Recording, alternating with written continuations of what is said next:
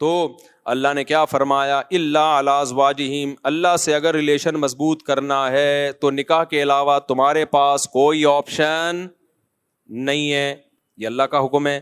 آگے ہم چلتے ہیں, آج میں نے یہ صورت ختم کرنی ہے. اللہ علی ازواجہم او ما ملکت ایمانہم فانہم غیر ملومین. اللہ فرماتے ہیں کہ جو تمام راستوں کو خواہش پوری کرنے کے بند کرے اور نکاح کو فوکس کرے, تو جو نکاح کو فوکس کرے گا یہ قابل ملامت نہیں ہے. یہ جملہ لگانے کی بھی کیا ضرورت تھی اللہ تعالیٰ کو بھائی؟ نہیں آئی میرا خیال ہے بات. اللہ تعالیٰ نے اگر کسی چیز کو حلال کر دیا تو اللہ کے لیے اتنا کہنا کافی ہے نا کہ یہ حلال ہے تمہارے لیے, کہ بھائی بیوی کے پاس جا سکتے ہو, کافی ہے نا یہ. لیکن اللہ نے آگے کہا کہ اگر زوجہ کے پاس جو جائے گا یا نکاح کرے گا یہ لوگ قابل ملامت نہیں ہے. یہ کہنے کی اللہ کو ضرورت کیا تھی بھائی؟ اب جب بھی کوئی قانون بنایا جاتا ہے تو اتنا کہہ دینا کافی ہوتا ہے یہ اللیگل ہے اور یہ لیگل ہے.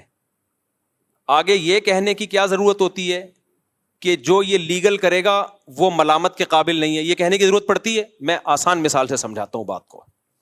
دیکھو, ڈاکٹر سے آپ نے پوچھا کہ ڈاکٹر صاحب کیا کیا کھا سکتا ہوں, کیا کیا نہیں کھا سکتا, تو ڈاکٹر کہے گا کہ بھائی آپ کا چونکہ گلا خراب ہے آپ اچار نہیں کھا سکتے, آپ کولڈ ڈرنک نہیں پی سکتے, آپ یہ نہیں پی سکتے. ڈاکٹر صاحب کیا میں گنے کا رس پی سکتا ہوں؟ ہاں پی سکتا ہوں. ہاں آپ پی سکتے ہو. ڈاکٹر یہ کہے گا نا, بس اتنا کافی ہے. تو اللہ بھی یہ کہہ دیتے بھائی یہ حرام ہے اور نکاح کر کے جو خواہش پوری کرتے ہیں وہ کیا ہے؟ حلال ہے.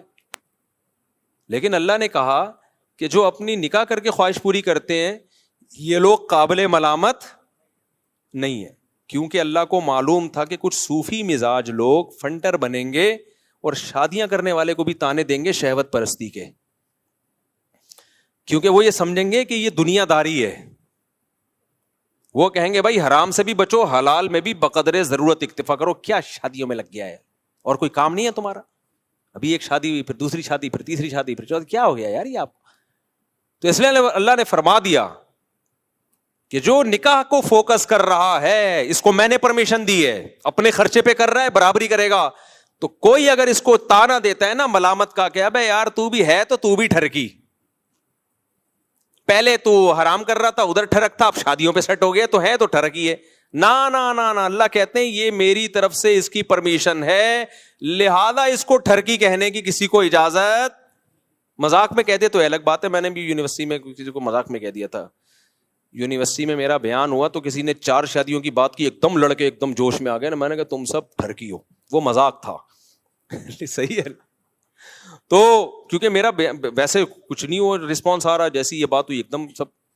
تو اللہ تعالیٰ نے یہاں یہ اس لیے کہا ہے, تبھی فتاوی قاضی خان ایک فقہ کی بہت پرانی کتاب ہے, اس میں لکھا ہے کہ اگر کسی شخص کے پاس 2 بیویاں تھیں, اس نے ایک اور شادی کی اور کسی نے اس کو تانا دیا کہ یار کیا کر رہا ہے یار, تیری خواہش 2 سے پوری نہیں ہوئی ہے کیا, تو یخاف علیہ الکفر, اس پہ خطرہ ہے کہ وہ کافر نہ ہو گیا ہو, کیونکہ اللہ نے باقاعدہ پرمیشن دے کے کہا ہے کہ یہ قابل ملامت بولو نہیں ہے. جب اللہ نے کہہ دیا کہ کرنے دو, اپنے خرچے پہ بھیک لے کے کر رہا ہو تو پھر بھیک کی ملامت کرو یار, یہ کیا کر رہا ہے تو. جب اپنے خرچے پہ کر رہا ہے اور ان میں اگر بے عدلی کر رہا ہے تو بھی قابل ملامت ہے. اس کو آپ یہ کہو یار حقوق کیوں ادا نہیں کر رہے, اس پہ بھی اس کو ملامت کی جائے گی. یار شادیاں تو کر رہے جا رہے ہو, حقوق پورے نہیں کر رہے, اس پہ بھی ملامت کی جائے گی. لیکن ہمارے یہاں حقوق بھی پورے کر رہا ہو, برابری بھی کر رہا ہو, شادی بھی اپنے خرچے پہ کر رہا ہو, تو بھی تانے دیتے ہیں. کیا 2 سے دل نہیں بھرا؟ میں نے جب 2 کی تھی نا, جب میری تیسری ہوئی ہے, تو میرے قریبی ریلیٹیو ہیں, مجھ سے بڑے بھی ہیں, احترام بھی ہیں ان کا میرے دل میں, تو میرا خیال تھا ملیں گے, ویل ڈن ماشاء اللہ. ایسے مجھے دیکھا انہوں نے, کیا ہو گیا 2 سے دل نہیں بھرا تھا کیا؟ ایسے مجھے انہوں نے کہا کہ میں عزیز تھوڑی دیر کے لیے مجھے شوق لگا, میں بہت شرمندہ ہوا کہ یار میں شاید کوئی غلط آدمی ہوں. ایسا انہوں نے مجھے طنز کیا نا, کیا پھر کر لی, ایسا طنز کیا, مجھے تھوڑی دیر کے لیے لگا کہ میں کوئی سوسائٹی میں نیک یا شریف آدمی نہیں ہوں. مجھے ایسا محسوس سا ہوا, اتنی مضبوط لہجے میں انہوں نے ڈانٹا مجھے. تو پھر میں نے سوچا یار اللہ نے کہا ہے فَإِنَّهُمْ غَيْرُ مَلُومِينَ, اللہ کہہ رہے ہیں, اللہ تھپکی دے رہے ہیں, کوئی بات نہیں, کوئی بات, ٹھیک کیا, کوئی مسئلہ نہیں ہے, حقوق پورے کر رہے ہو تو کیا ہے, ٹھیک کیا ہے. تو یہ میں نہیں کہہ رہا میرے بھائی, یہ اللہ کہہ رہا ہے کہ اگر کوئی شادی کر رہا ہے اپنے خرچے پہ کر رہا ہے, لڑکی والوں کو دھوکہ بھی نہیں دے رہا, اس میں پہلی والیوں کے ساتھ برابر کا سلوک بھی کر رہا ہے, اور تیسری کو گھر بھی الگ لے کے دے رہا ہے, اسی کے ساتھ ٹھونس نہیں رہا پہلی کے ساتھ, کیونکہ یہ سب چیزیں لوگ خیال نہیں کر رہے ہوتے, ادھر ہی ٹھونس دیتے ہیں. راتوں گزارنے میں بھی برابری کر رہا ہے اور حقوق بھی پورے کر رہا ہے. تو اللہ کہہ رہے ہیں کوئی بات نہیں, تمہیں تیسری پہ تانا مل رہا ہے, میری طرف سے تمہیں اجازت ہے چوتھی بھی کر سکتے ہو. تو اللہ نے مجھے خصوصی پرمیشن دی ہے, اس کے بعد پھر میں چوتھی کی طرف آیا, ورنہ جس طرح سے انہوں نے مجھے تانا دیا تھا نا, میں ایک دم شوق ہو گیا تھا, کیونکہ لوگ مبارکباد دے رہے تھے اور وہ آ کے انہوں نے کہا کہ دو سے دماغ نہیں پھر کر لی. تو اب تو خاندان کے بڑے تھے وہ, تو ان کی بات کو میں سیریس بھی لیتا تھا, تو اس لیے میں تو شوق میں چلا گیا تھوڑی دیر. پھر میں نے سوچا یار میں اتنا لوگوں کو موٹیویٹ کرتا ہوں, جب میں شوق میں چلا گیا تو جو ایک عام آدمی ہے جس کے پاس اتنے دلائل نہیں ہیں, اس کی تو بیزارے کو سوسائٹی میں منہ دکھانے کے قابل نہیں رہتا ہوگا وہ, اس کو تو لوگ تانے دے دے کے مار دیں گے اس کو. تو اس لیے پھر مجھے ڈھیٹ بننا پڑا. تو یہ قرآن کی آیت کو میں اس لیے ایکسپلین کر رہا ہوں کہ بھائی حلال اگر کوئی کر رہا ہے تو وہ قابل ملامت نہیں ہے. اور اسی سے اور بھی آگے چلو, یہ ہر حلال کے بارے میں, اگر کوئی اپنے خرچے پہ نلی نہاری کھا رہا ہے, اس میں مغز ڈال رہا ہے اور اس میں نیمبو نچوڑ کے مزے کا بنا رہا ہے, حرام ہے حلال ہے؟ حلال ہے, اس کو بھی تانا دینا نہیں بنتا. حلال ہے بھائی, چوری کے پیسوں سے تھوڑی کھا رہا ہے. اگر کوئی اپنے پیسوں سے لگژری گھر بنائے, ایئر کنڈیشن لگائے, لان بنائے, اس میں اللہ نے اس کو پیسہ دیا, سوئمنگ پول بھی بنا لے, تو چاہے یہ کام مفتی کرے, مولوی کرے, عامی آدمی کرے, قابل ملامت نہیں. ہاں جب چندے کے پیسوں سے کر رہا ہو, حرام کر رہا ہو, وہ تو پھر تو کوئی بھی کرے ناجائز ہے. اگر کسی کا اپنا بزنس ہے میرے بھائی, اللہ نے اس کو دولت دی ہے, وہ کرے. کچھ لوگوں کو اس پہ اعتراض ہوتا ہے یہ بزنس کلاس میں مولانا لوگ سفر کیوں کرتے ہیں. بھائی اگر اپنے پیسوں سے بزنس کلاس میں سفر کر رہا ہے تو اللہ نے پیسہ دیا خرچ کرنے کے لیے, بچانے کے لیے نہیں دیا, تو قابل ملامت نہیں ہے. یا کسی نے اس کو انوائٹ کیا اور اس نے مہمان کے اکرام میں بزنس کلاس کا ٹکٹ کرا دیا, تو بھی قابل ملامت نہیں ہے. یہ لوگ ملامتیں کر رہے ہوتے ہیں جیلس ہو کے کر رہے ہوتے ہیں. دیکھو اللہ نے, ہاں یہاں لوگ ایک سوال کرتے ہیں, ہمارے نبی کی زندگی تو اتنی سادہ تھی, آپ تو گدھے پہ سواری فرمایا کرتے تھے, آپ صلی اللہ علیہ وسلم کا تو گھر اتنا سادہ تھا. اس کا جواب میں دے چکا ہوں کہ ہمارے نبی کی طبیعت اللہ نے ایسی بنائی تھی کہ آپ کو دنیا کی طرف طبعی رغبت تھی نہیں. تو جس کی طبیعت ہی ایسی ہو تو وہ نہ کرے, لیکن نارمل لوگوں کی طبیعت ایسی نہیں ہوتی. ہمارے پاس سلیمان علیہ السلام کی مثال ہے نا, حضرت سلیمان علیہ السلام بھی تو اللہ کے پیغمبر تھے, حضرت عثمان بھی تو اللہ کے نبی کے چہیتے صحابی تھے. آپ کی تو بڑی زبردست لائف تھی, بے تحاشا دولت تھی حضرت عثمان کے پاس. 400 اونٹ حضرت عثمان کے ایک ٹائم پہ مدینہ میں تجارتی مال لے کے آتے تھے. مدینہ کی زمین ہلتی تھی, پتہ چلتا تھا کسی تاجر کا مال آ رہا ہے. اتنا پیسہ اللہ نے دیا تھا حضرت عثمان کو. تو ہمارے پاس مثالیں ملتی ہیں پیسے والوں کی بھی اور پیسے نہ والوں کی بھی. تو غربت میں آپ غربت پہ راضی رہیں.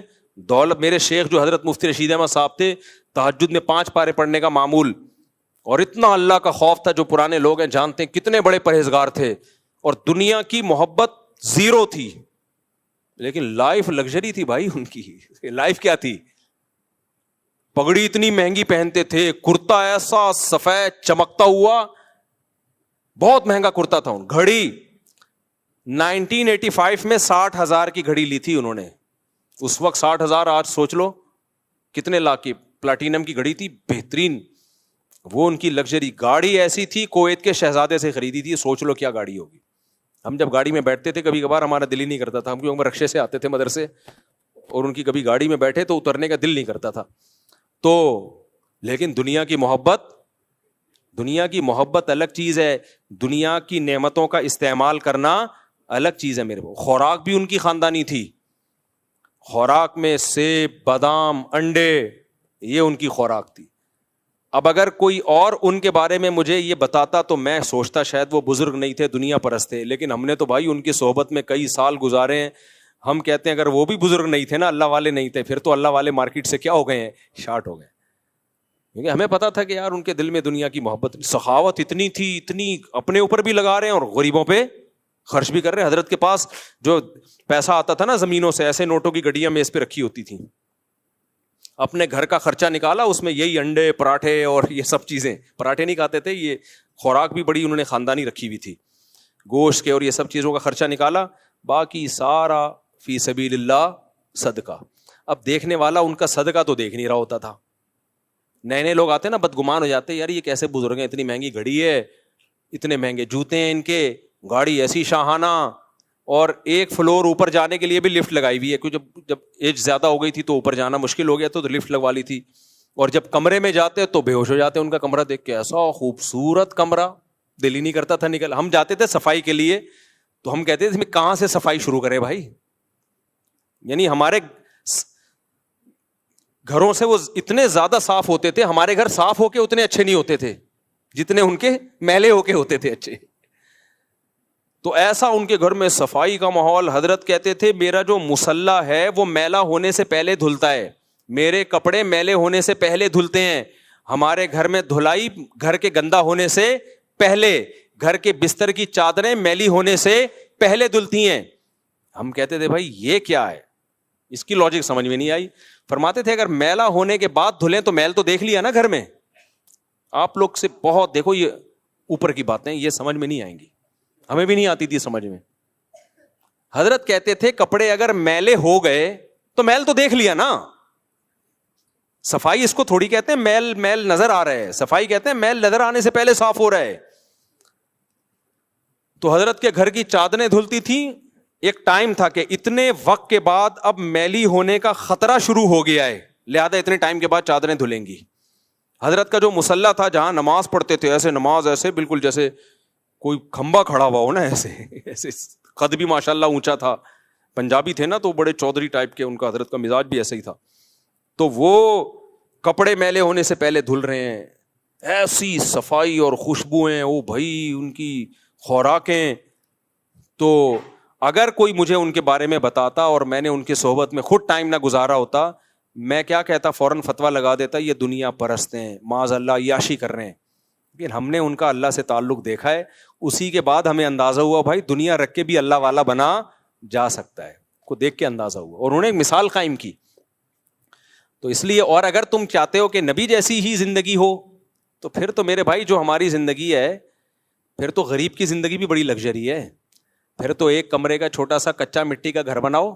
پھر تو جن علماء کے پکے گھر ہیں نا, چاہے کرائے پہ ہوں, وہ بھی غلط کر رہے ہیں. پھر تو اکانومی کلاس میں سفر بھی غلط ہے.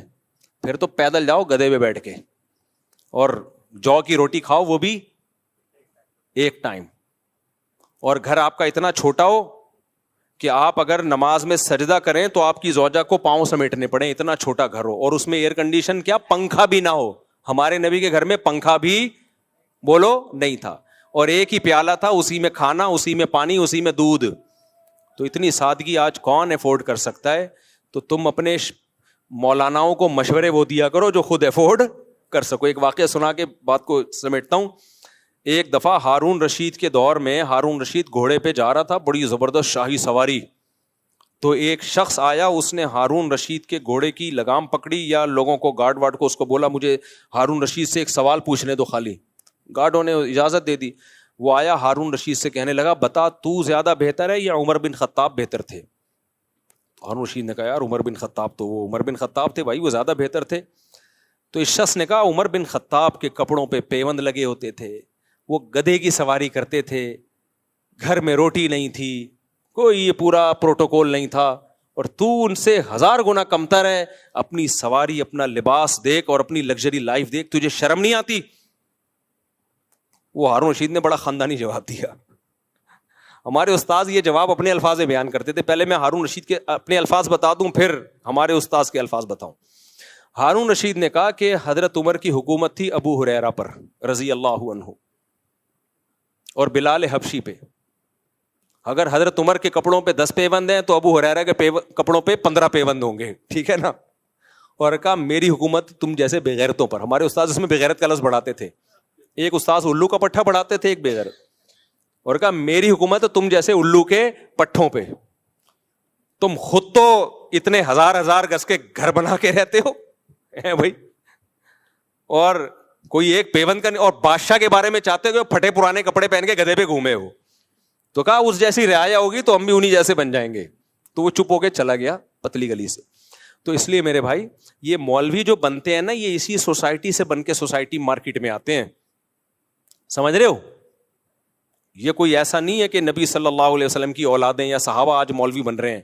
تو آج جو مولانا بن رہے ہیں وہ اسی سوسائٹی سے نکل کے آتے ہیں. تو جیسی پبلک ہوگی مولانا بھی اسی ٹائپ کے ہوں گے. تم خود کباب پراٹھے کھاؤ اور جاوید نہاریوں میں انگلیاں ڈبو ڈبو کے کھاؤ, اس میں نیمبو بھی نچوڑو, اور مولوی کو بولو کہ یہ دال کھائے گا, میں تو یہ برداشت نہیں کروں گا بھی کسی قیمت پہ.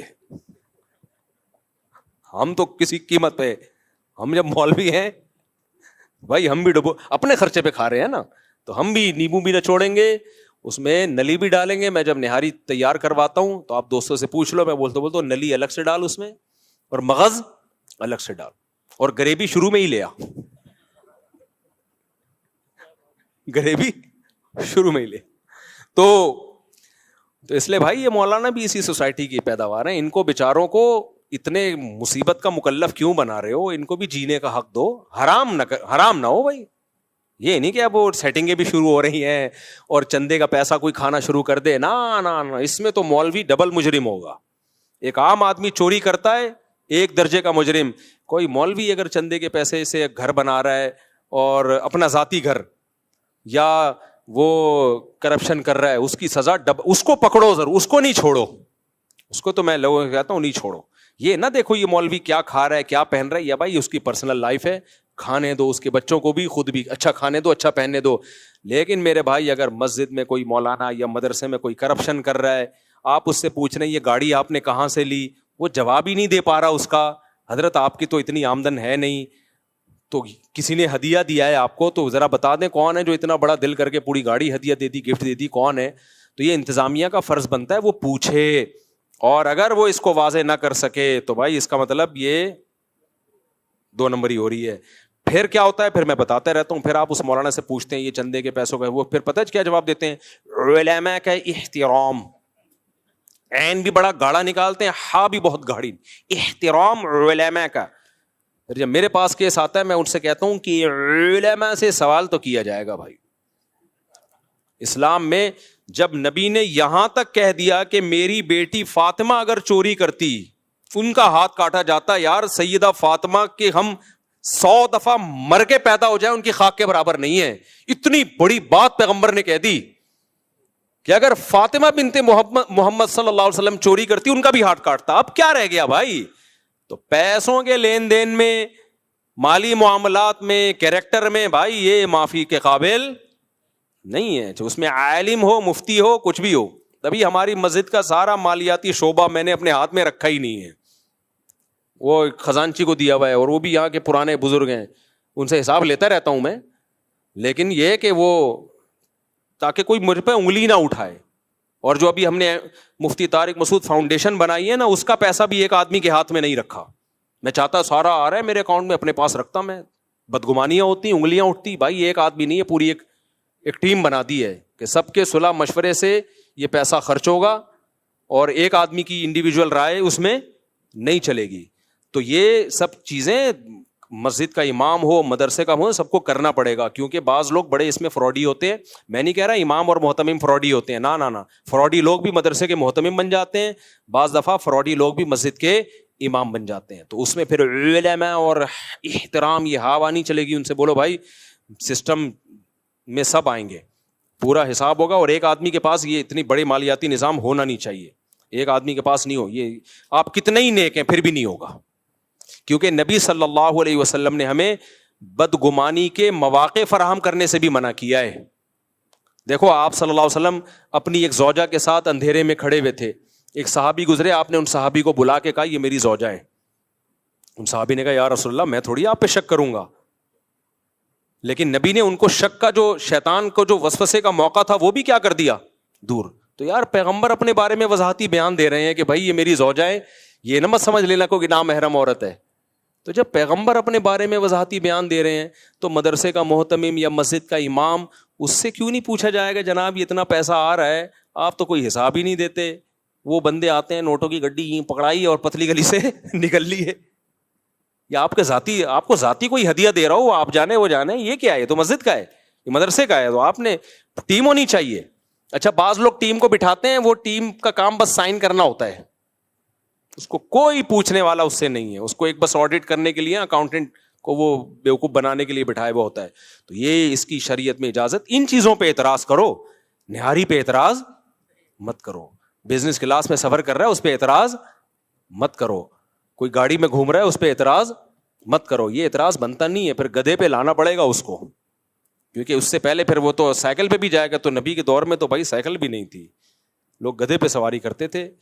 تو پھر تو بہت ہی آپ کو اس زمانے کے حساب سے تو پھر کوئی تقویٰ کوئی اختیار کر ہی نہیں سکتا. تو شریعت کا ایک سیدھا سادہ اصول ہے بھائی, اللہ نے کہہ دیا لِمَ تُحَرِّمُ مَا أَحَلَّ اللَّهُ لَكَ, 28واں پارہ, کہ جو چیز اللہ نے حلال کی ہے اسے دنیا میں کوئی حرام نہیں کر سکتا. تو حلال جب پراٹھا بھی حلال ہے, 2 انڈے کھائیں 3 انڈے کھائیں, نہاری بھی حلال ہے, مرغی کی بوٹیاں بھی کیا ہے, لیگ پیس بھی کیا ہے حلال ہے, اور تفریح کے لیے سوئٹزرلینڈ جانا بھی کیا ہے حلال ہے, کشتی میں گھومنا بھی کیا ہے, جتنے کام میں نے کیے نا سارے بتا رہا ہوں میں. امریکہ میں وہ اوپن سی میں گھومنا بھی کیا ہے حلال ہے, اگر کوئی گھوم رہا ہے. سوئمنگ بھی کیا ہے حلال ہے, ہارس رائڈنگ بھی کیا ہے بھائی حلال ہے. تو ان چیزوں پہ اعتراض کر کے اپنا ٹائم ضائع مت کرو, میری صحت پہ اس سے کوئی فرق نہیں پڑتا. صحیح ہے نا. میں پھر بھی یہ کام جو اللہ نے جتنی مجھے توفیق دی ہے میں کروں گا, چندے کے پیسوں سے نہیں کروں گا, بس یہ آپ کو بتا دوں.